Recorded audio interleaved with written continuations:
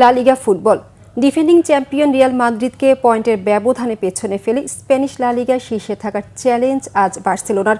প্রতিপক্ষ ওসাসুনা।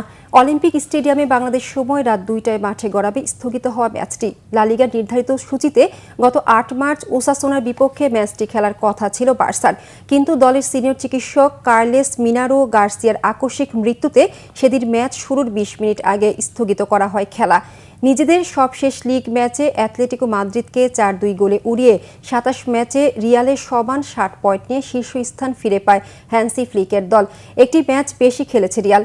এবার চিরপ্রতিদ্বন্দ্বীদের পয়েন্টের ব্যবধানে পেছনে ফেলার হাতছানি কাতালান জায়ান্টদের। আর ওসাসুনার বিপক্ষে সে ম্যাচে দলের দুই গুরুত্বপূর্ণ খেলোয়াড় ডিফেন্ডার রোনাল্ড আরাউহো ও মিডফিল্ডার রাফিনিয়াকে না খেলানোর সিদ্ধান্ত নিয়েছেন বার্সা কোচ।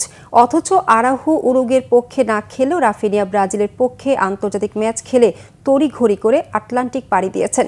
এই দুজনকে দলের বাইরে রাখার পাশাপাশি স্পেনের তরুণ ডিফেন্ডার পাও কুবার্সাকেও শুরু একাদশে না খেলানোর কথা জানিয়েছেন ফ্লিক।